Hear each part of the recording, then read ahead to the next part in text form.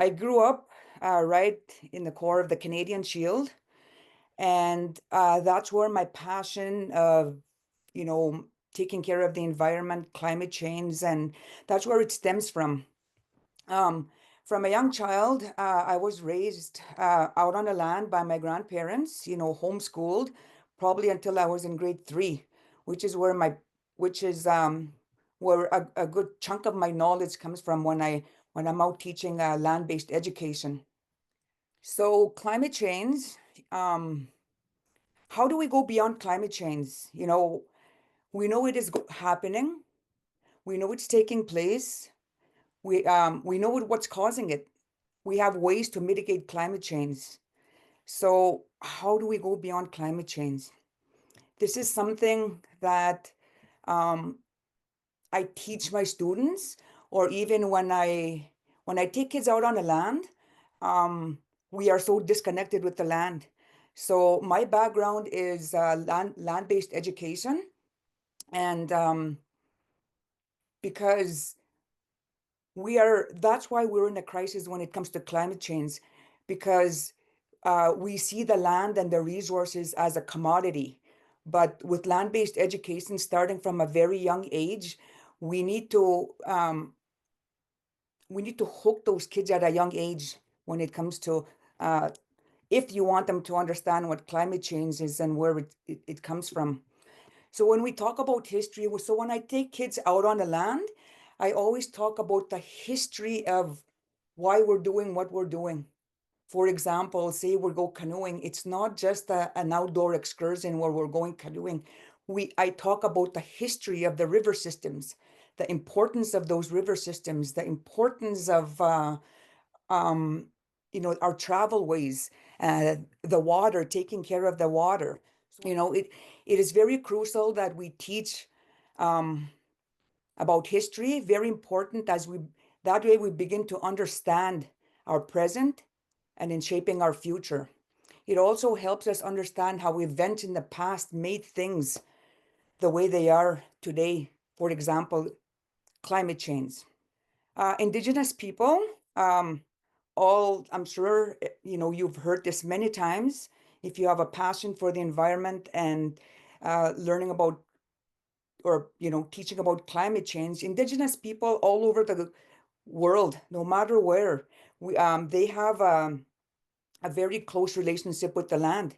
They contribute the least to climate change, yet they're the first ones to be impacted. So, for example, I don't want to, we know, like I said, we know climate change is taking place. We know what's causing it. So I'm not going to reiterate because we all know that, right?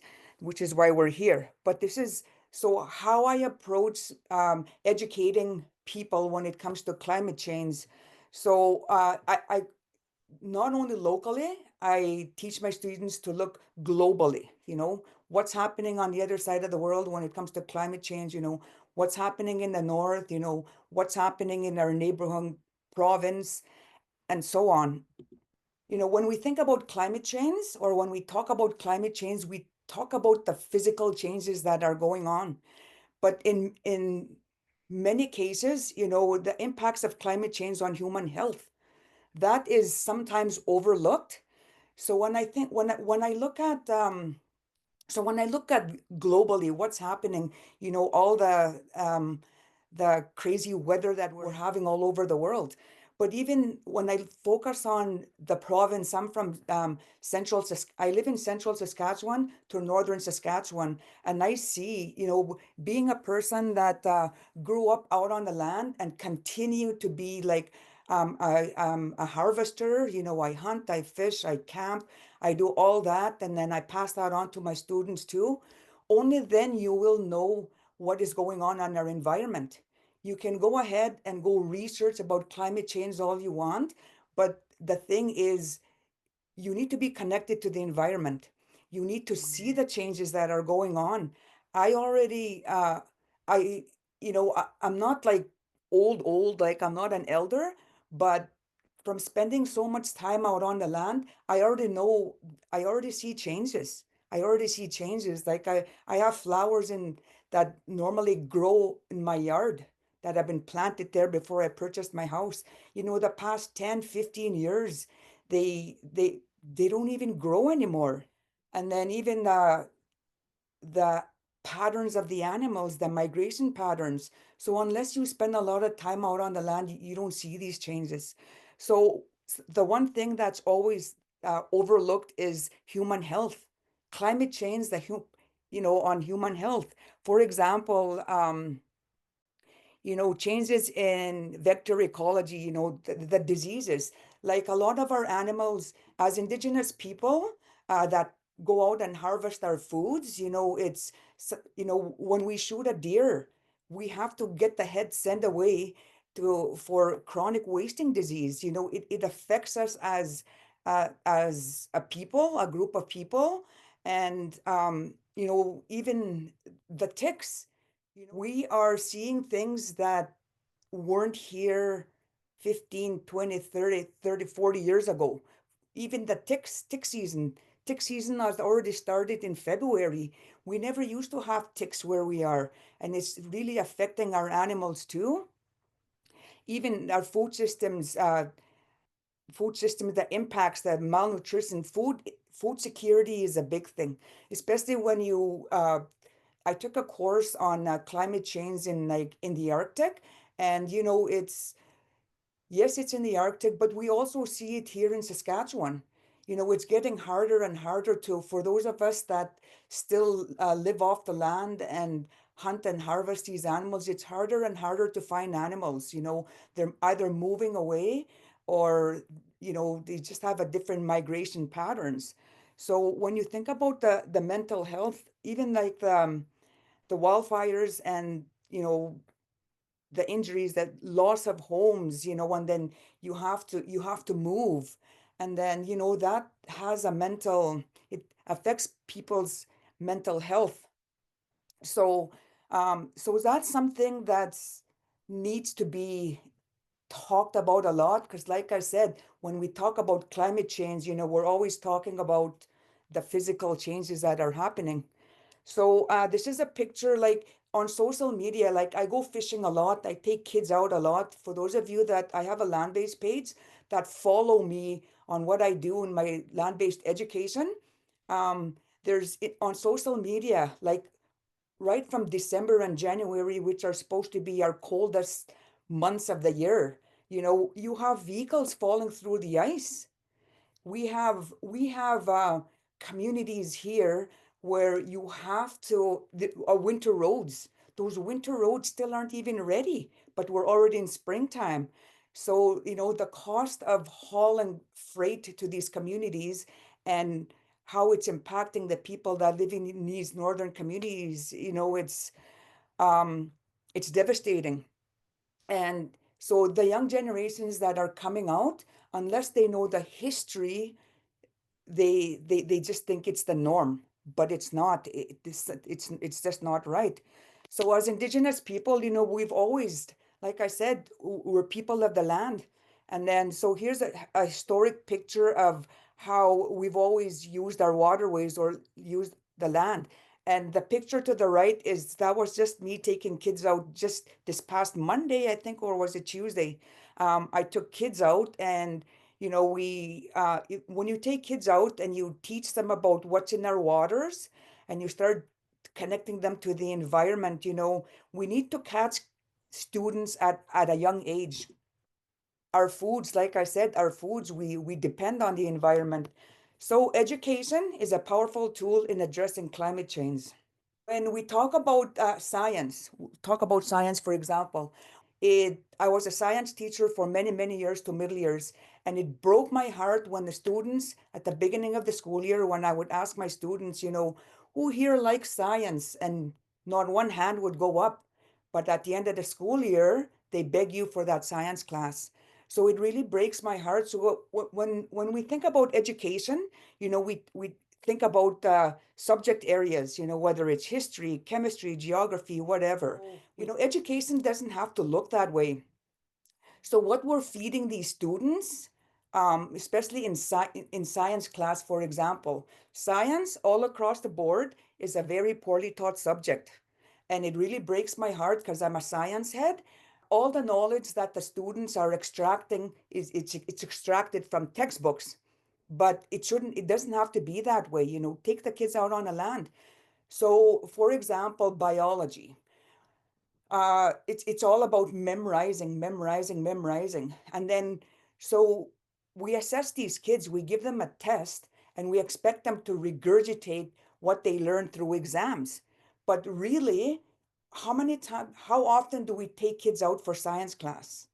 How often do we, take them to the physical environment to learn about what's happening in our environment?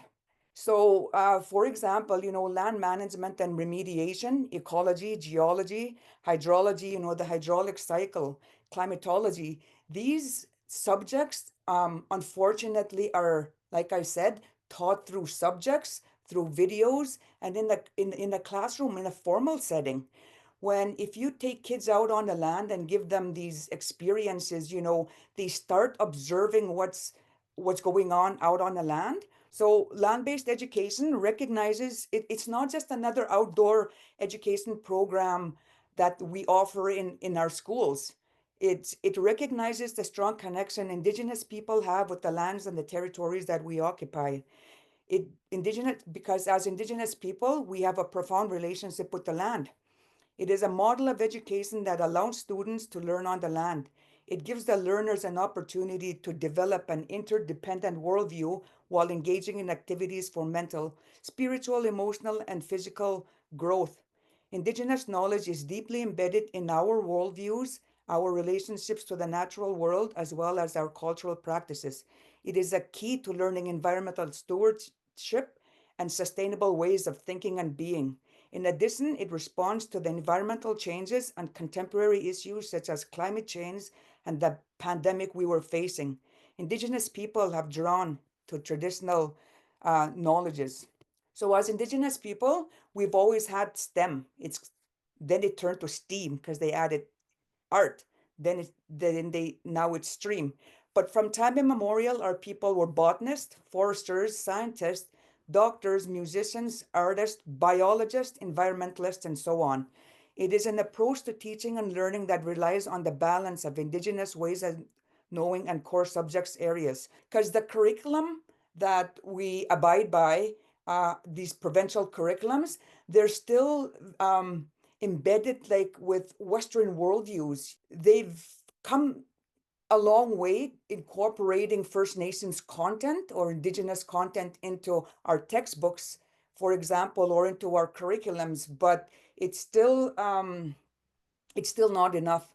So, for example, English, we've always had our natural laws, our oral stories through pictographs, petroglyphs, science, navigation, harvesting methods, weather, water cycle, animal and plant ID, and so on. I'm not going to name all of them, but sometimes our students they have to wait until they're in high school in biology class to do dissecting, to see for anatomy.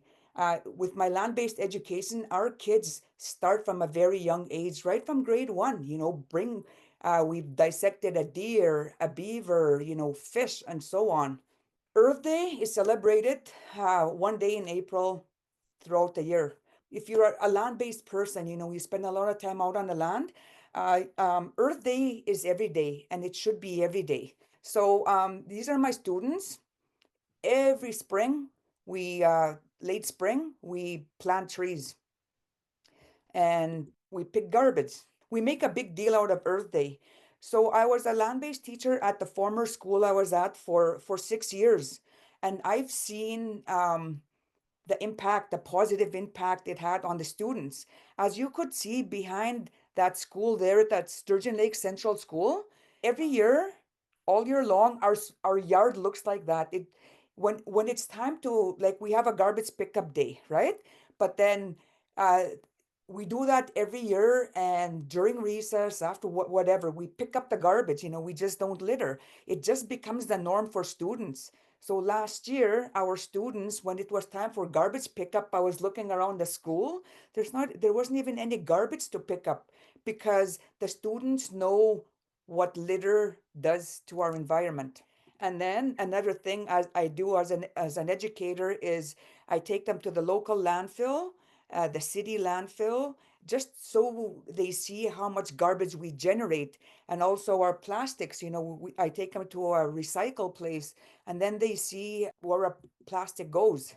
I also take them to a water treatment plant for water conservation, and also they need to see where our water comes from. Unfortunately, a lot of our students, when you ask them questions, certain questions, especially when it has to do with science or the environment, they don't have answers. They don't have answers because, like I said, science in grade school is a very poorly taught subject. So it's very important that our students know where our water comes from, the water cycle, what happens to our water when we flush it down, and so on. Every year we do shoreline cleanup. We pick up the garbage, and then it's always a lesson. Environmental science. This is a high school students.